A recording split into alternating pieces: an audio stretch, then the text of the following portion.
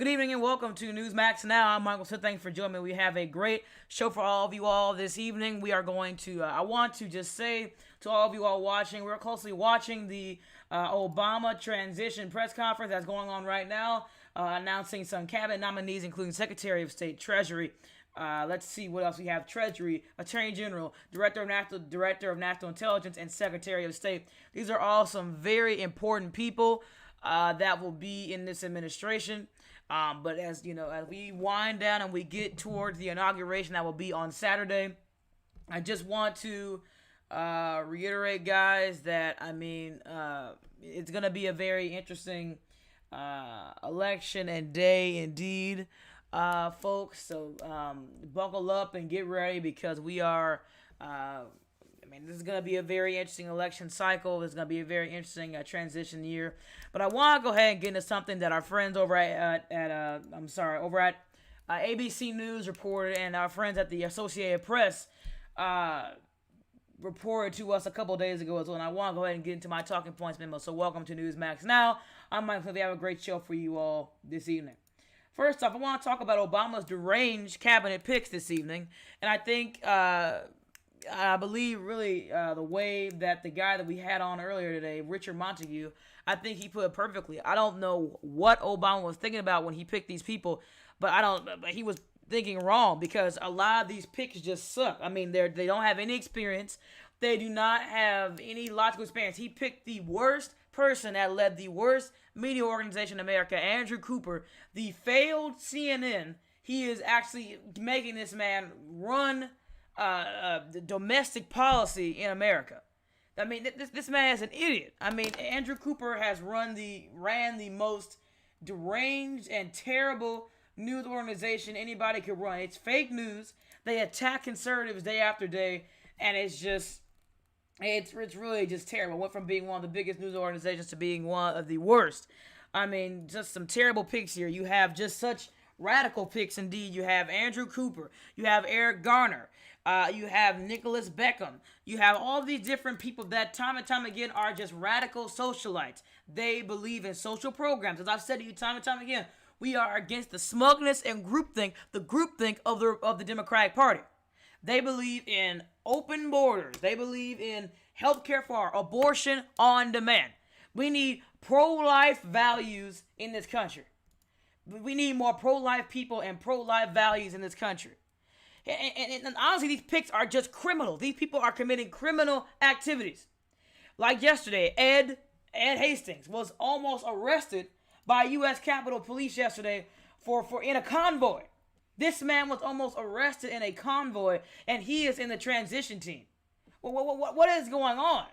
I mean, this is just absolutely insane that basically Ed Hastings, that's supposed to be this leader, this stand-up guy, is about to be arrested. It's just terrible. Ed Hastings is just a terrible guy. He's a dishonest guy. I don't like him as a person. They almost arrested him in his convoy that he could be his next national security advisor. And he was about to be arrested by Capitol Police, and he's supposed to be our next national security advisor.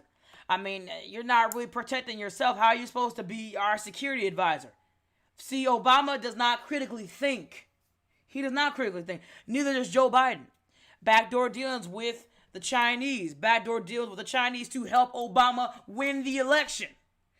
To help with the Chinese, with the Saudis, with the Somali pirates. Did he have dealings with the Saudis? It's a very, very twisted up thing going on here. Very twisted up. As well as GM asking for bailouts. That's another thing we're going to talk about as well.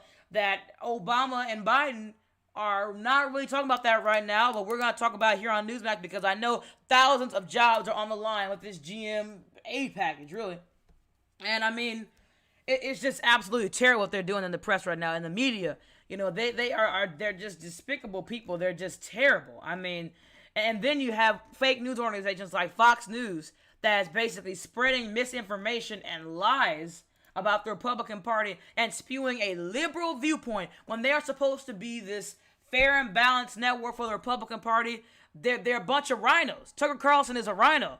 The Donald Trump, the person that former worked with Fox News, is a rhino. They're all rhinos. They're saying the N-word on national television. I mean, it's just, Fox News is a just loony news organization, just like CNN. And I don't know about you, but in my house, we won't be watching any more Fox or CNN. We're going to be watching conservative news that actually works for the people and is reporting news that we need to know for our party. We're not going to watch any more liberal media. ABC, any local media. We don't watch any liberal media in our household. And I hope you do the same to everyone watching at home. We don't watch any liberal media in our household.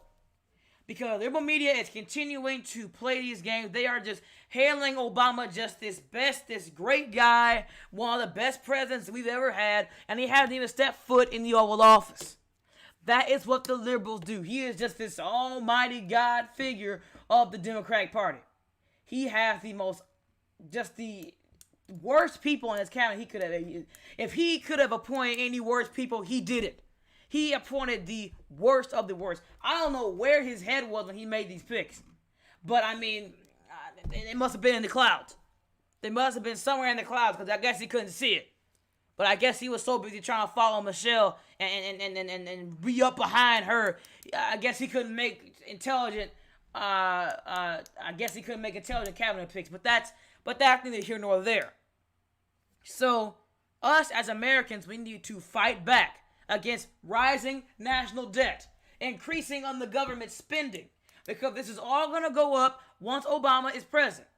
Once he is president on the 20th in 2009, government spending will go up by thousands of dollars, millions of dollars, for aid programs, for project programs, for low-income programs that we do not need, that people of color do not. That's the last thing people of color need in our community is another aid program, another handout that we do not need. That's the last thing that we need in our communities. And he wants to specifically appoint people to raise the national debt for more programs, for more financial aid, for more student aid, for more programs, just stupid programs, a single-payer healthcare system. Who is worried about a single-payer healthcare system? We need to be worried about strengthening our military. He's so busy trying to be world police, he needs to worry about making America first. America needs to be first. We do not need to be playing world police in Pakistan, Somalia, or in Saudi Arabia. We need to worry about what's going on at home. We do not need to be worrying about what's going on anywhere else. We do not need to be worrying about anybody else. We have crumbling infrastructure. A bridge in Minnesota just collapsed this year. But everybody forgot about that. A bridge in Minnesota collapsed and killed tens of people. I think it was 30 to 50 people. Our infrastructure is crumbling while we're building up Pakistan and these other countries' militaries and other things. We need to be worrying about America first. And Obama does not want to put America first. We also haven't heard a intelligent terrorism plan. But, again, that's something that I'm expecting from this kind of president. An ignorant president that cannot do anything right. So, really, guys, what I need everyone to do that's listening to the sound of my voice, I need everybody to vote RED in 2010. Remove every Democrat. Because we need to remove every Democrat out of these offices, out of every state office, out of every Senate office, out of every office. We need to remove them now. Because they are destroying America and they are ripping it up by the seams. In 4 years, we might not be able to recognize this country. In 2012, we might not even be able to recognize America. The Democrats are destroying this country. They want us to place our confidence in Ella Wintour, the socialist dunhole of a woman. She's just an idiot. Ella Wintour, Ed Hastings, Rob Gentry, Franklin Burke, Richard Durbin, Joe Biden, Barack Obama, Cameron Spence. They want us to put our trust in these people. We should not be trusting these people. Even though some of them, they're great people, but I don't like their policies. They are trying to rip America by the seams.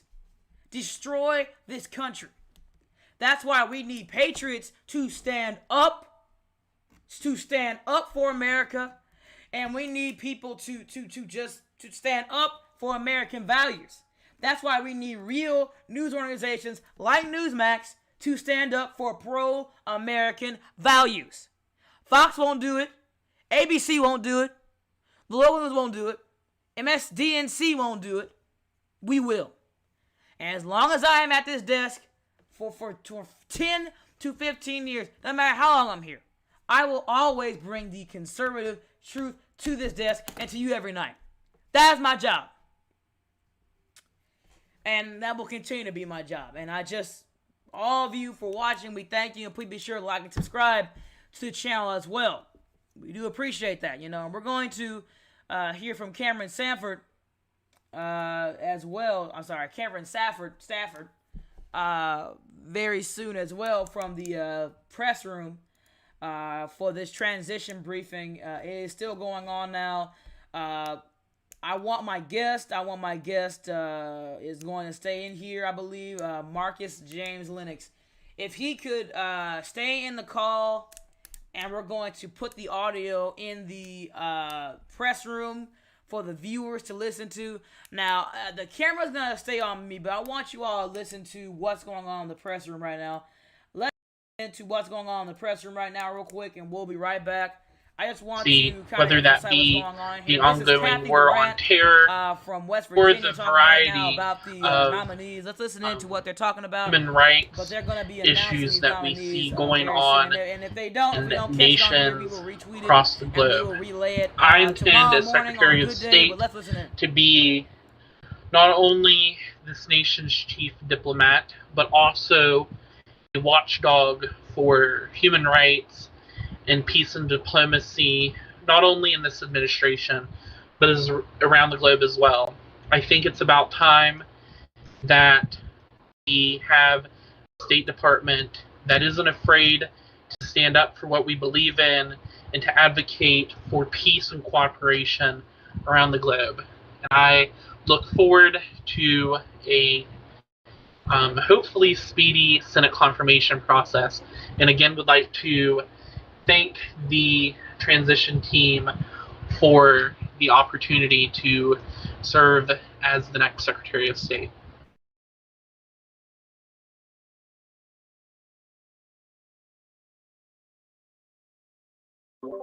Thank you, Kathy. Thank you so much. And I just have to say, you are a wonderful leader. Now, actually, we do have one more announcement to make, last announcement of the night. As to announce William Barr is the next Director of National Intelligence. Just looking over his experiences throughout his time working on a federal level, I think my entire team thinks he's the best option we have towards defending our cybersecurity, defending our domestic security, and keeping our intelligence community stronger than ever to combat the challenges of the 21st century. I'm not sure if he wants to speak, but I think we can give him a round of applause. If he wants to speak, he can raise his hand on the stage.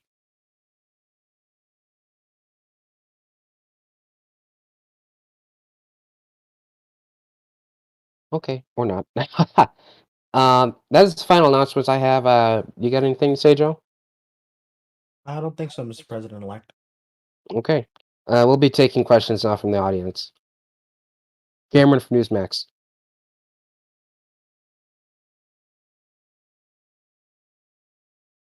Can you guys hear me? Yeah. All right, good.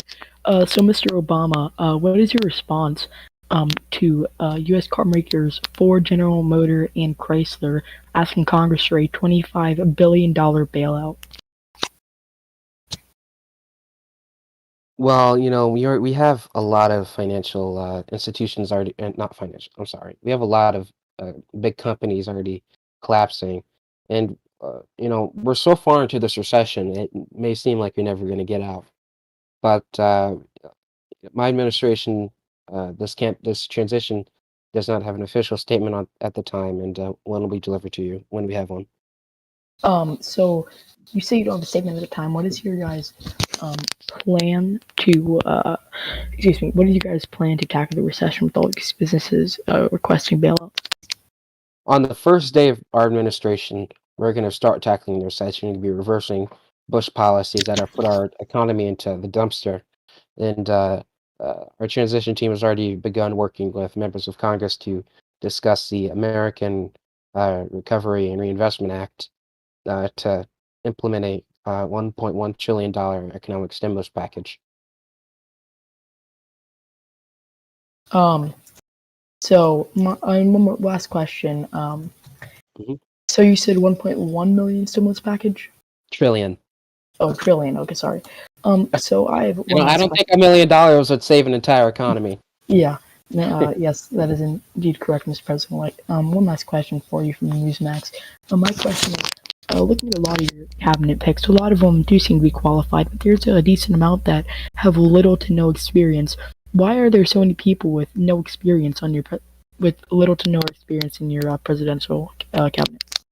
Well, I don't know what you mean by little experience. Every person I've, talked about throughout this whole transition process has been well overqualified for the job. Well, for example, as you said, when you were introducing Senator Thomas Kirkman to be your Secretary of the Treasury, you stated that the senator only has a short time in the U.S. Senate and a short amount of experience, but Thomas Kirkman is a very hard worker. Look, Thomas has an extensive history when it comes to our financial institutions and our economy as a whole. He understands the workings of the Department of Treasury. He understands how our economy works. He understands all the complex, Well, aren't there a lot of people that understand that have more experience? Repeat the question. Aren't there a lot of people that understand that have more experience?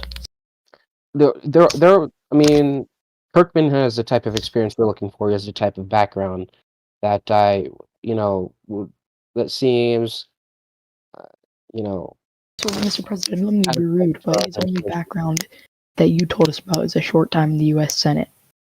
I mean, not spending a lot of time in the United States Senate doesn't necessarily mean he's not experienced or qualified. So what to else tackle has he some done? What else has he done to be experienced in this besides Senate? Well, I believe he can defend himself and defend his career, so I'll allow him to take the floor. Mr. President-elect, before we get to that part, might I remind Newsmax that Senator Kirkman has been an exceptional member of the Appropriations or the Senate Appropriations and Budget Committee, and he has already put forward some great strides in legislation to put forward to help fix our economy. What legislation? So, he's already working on something to. Kirkman can go more in depth on what that is. Yeah, but, please, please. Mr. Vice President-elect, thank you. Hello, could you please repeat the question?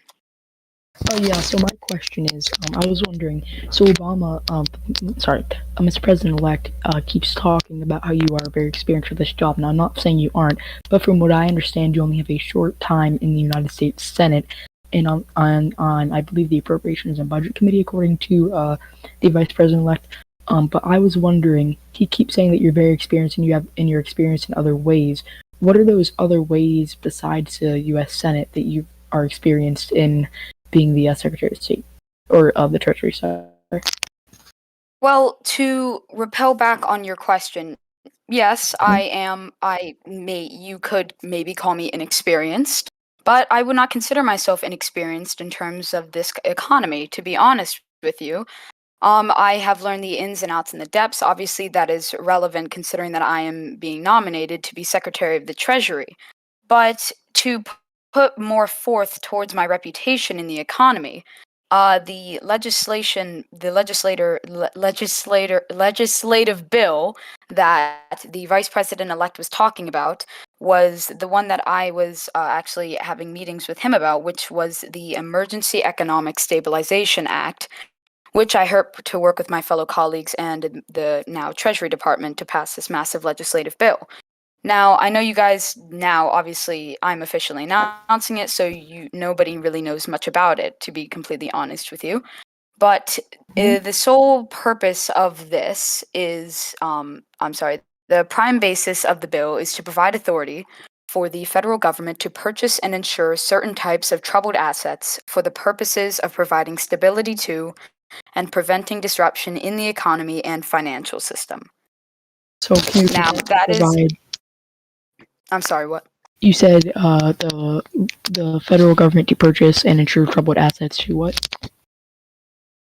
They will purchase. Well, this would give them the ability to purchase certain types of troubled assets for the purposes of providing stability to and preventing disruption in the economy and financial system. This bill would also protect taxpayers, which is a big backbone of this massive economic crisis. How would it protect them? To protect taxpayers, well, to be honest with you, this bill is just getting started, so I can't really give you all the answers to it. I am just starting to begin this bill. I have one last question for you, and I know I've been taking a lot of time. I'm sorry. You said that No problem. You said that it would protect taxpayers, but you can't tell me how it would protect taxpayers because you haven't started that yet. No, what I'm trying to say is that there are certain parts of this bill that I've started on, and other that me and my team have started on, and other parts of the bill that we have not. All right. Well, I appreciate you guys being so open to answering questions. I really appreciate it, Senator and Mr. President-elect as well as Mr. Vice President-elect. I appreciate you guys taking my several questions, and I hope you guys stay safe and come into office doing good things. Have a good night, guys. Yes, Stay safe. of course. Good night, you as well. All right, we'll be taking 2 more questions from the press then. Okay, Michael Smith from Newsmax. All right, everybody. Hey, everybody. Hope you all are doing well. Good to see you again, Mr. Obama. Good to see you again, Joe and Tom and Kathy. Good to meet you all again. I'm sure we'll be crossing paths very much and throughout these 4 years with me, reporting news as I am. Well, first off, I know some Americans watching on Newsmax TV right now might not know much about Tom or Kathy, because I know some Americans might want to know more about them. So I guess, Tom, could you tell us a little bit more about yourself and kind of your background that kind of led you to your experience to being Secretary of the Treasury?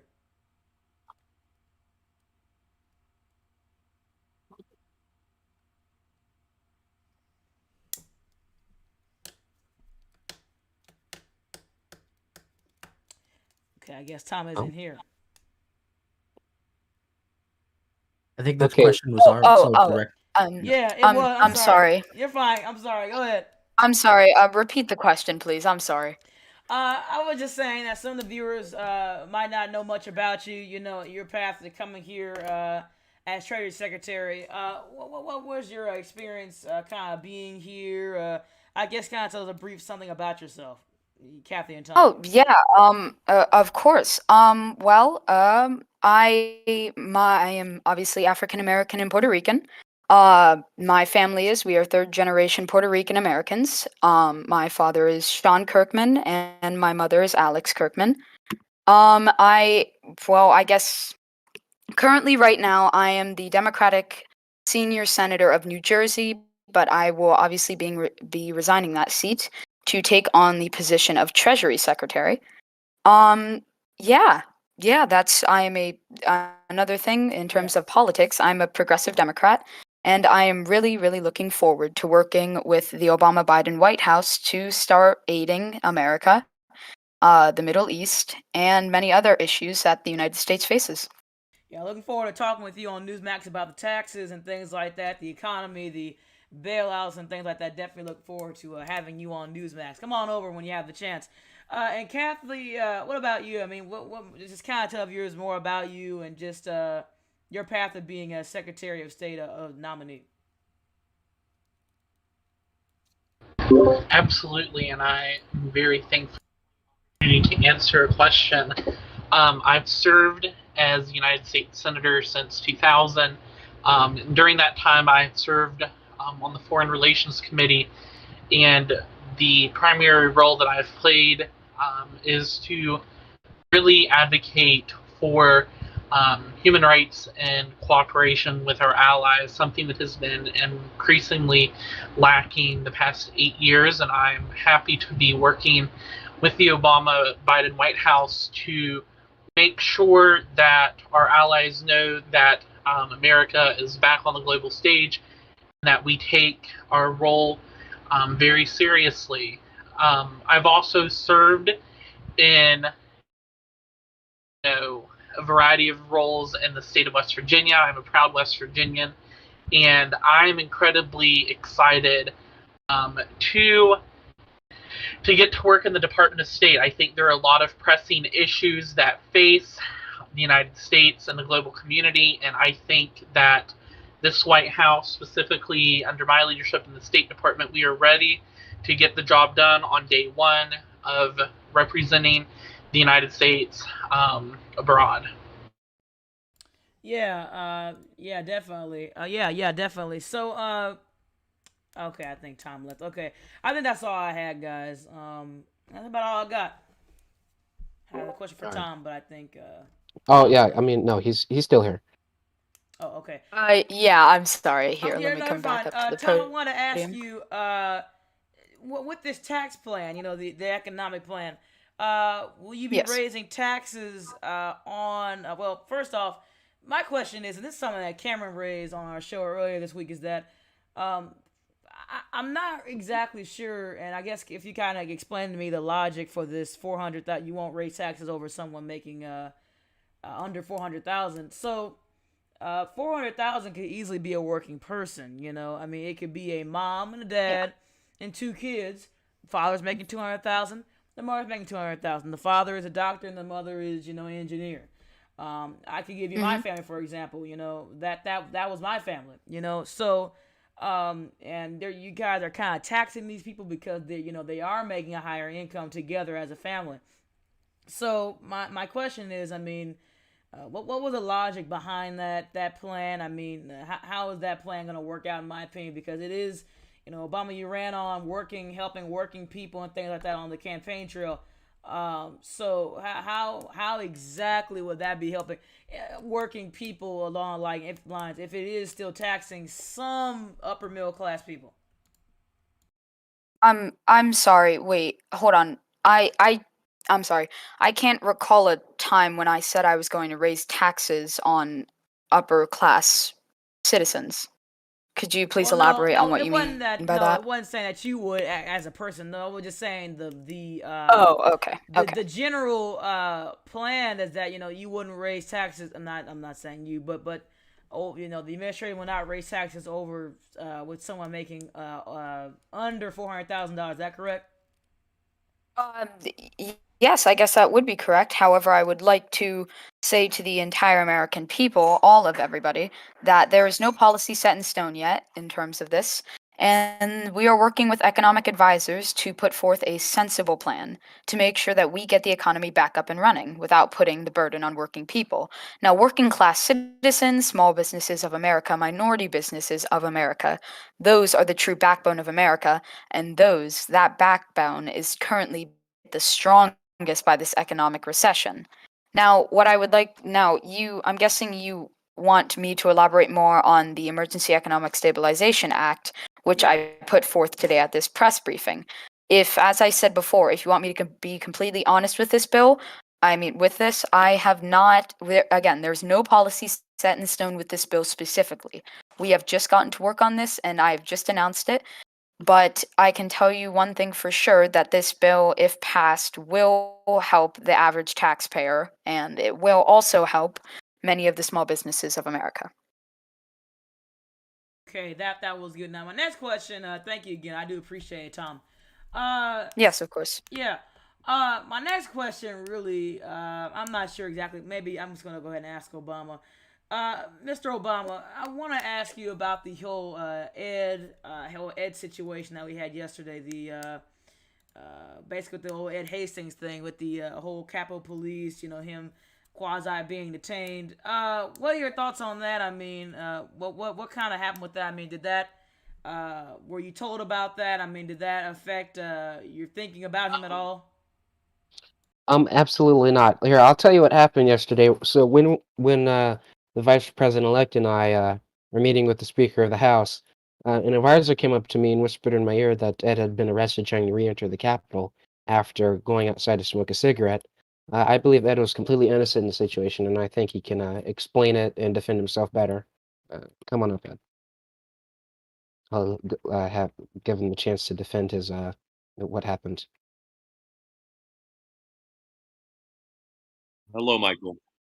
I hope you're doing well. Just to really elaborate a little bit on the situation. Hi. I was in the original escort in the envoy with Vice President Biden on the way to the Capitol building for the meeting with the Speaker of the House. We had actually gone inside the Capitol already. I had been walking, and I had realized that I had a half-finished cigarette in my pocket, and I decided that I was going to go outside and I was going to go finish my cigarette because I value my cigarette time very much. Don't get Right. much time to smoke nowadays. So I went outside, smoked my cigarette, and as I was walking back up the steps, a Capitol Police officer told me, "Sorry, sir, you're not allowed to enter. Government officials only." I said, "Sir, I'm the National Security Advisor to the President-elect, and I'm supposed to be around him at all times to advise the President whenever a national crisis occurs." He had told me that he didn't care and that I wasn't allowed in the Capitol. I told him, "No, I don't think you understand. I'm the National Security Advisor to the President-elect. I need to be near the President at all times."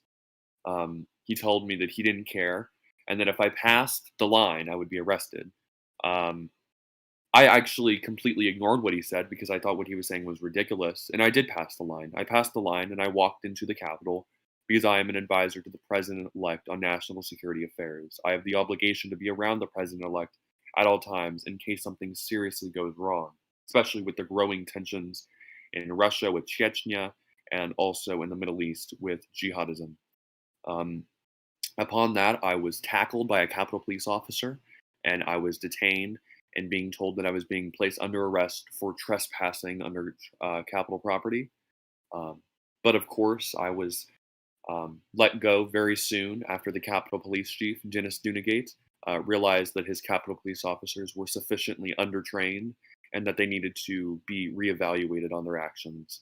So all I really need to say on that is the situation was a major misunderstanding, and I am assuring that Capitol Police is very happy that they are not receiving a lawsuit for their actions.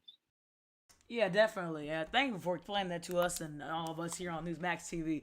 That's all I had, everybody. Okay. Thank you. Thank you, Michael. No problem. Thanks. We'll be taking 2 more questions and then we'll be moving on.